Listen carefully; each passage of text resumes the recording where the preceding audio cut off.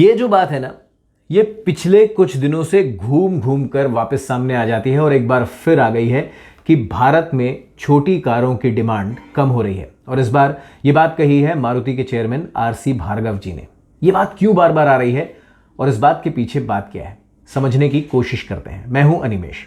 RC Bhargava जी ने इसमें कुछ जोड़ा भी है। ये कहा है कि छोटी कारों की डिमांड कम हो रही है, लेकिन एसयूवी और एमपीवी यानी कि जो स्पोर्ट्स यूटिलिटी व्हीकल्स होते हैं और मल्टीपर्पज व्हीकल्स होते हैं, उनकी डिमांड बढ़ती जा रही है।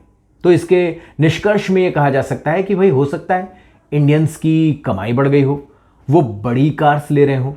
लेकिन रियलिटी कह रही है और इकोनॉमिस्ट भी कह रहे हैं कि ये इशारा है के शेप रिकवरी की तरफ।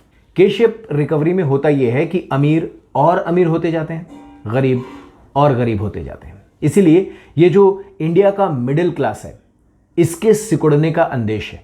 मिडिल क्लास जो कि छोटी कारों का मार्केट रन करता है, छोटी कारों का मार्केट जो इंडियन ऑटोमोबाइल में 70% का कंट्रीब्यूशन देता है, वो सिकुड़ रहा है। और ये चिंता की बात है। चिंता की बात में एक और इशारा मिल रहा है टू व्हीलर सेल की तरफ से। टू व्हीलर की सेल्स में भी वो डिमांड दिखाई नहीं दे रही है जिसकी उम्मीद थी, खासतौर से त्योहारों में। यानी कि के शेप रिकवरी का एक और इंडिकेशन।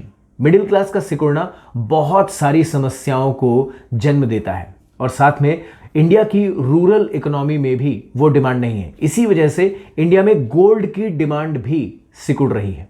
ये सब तो ठीक है, लेकिन ये जो छोटी कारों का मार्केट धीरे धीरे छोटा होता जा रहा है और छोटी कारों के बहुत सारे जो मेकर्स हैं वो ये भी चिंता जाहिर कर चुके हैं कि अगर ऐसी ही डिमांड में कमी रही तो कहीं उन्हें प्रोडक्शन न रोकना पड़े।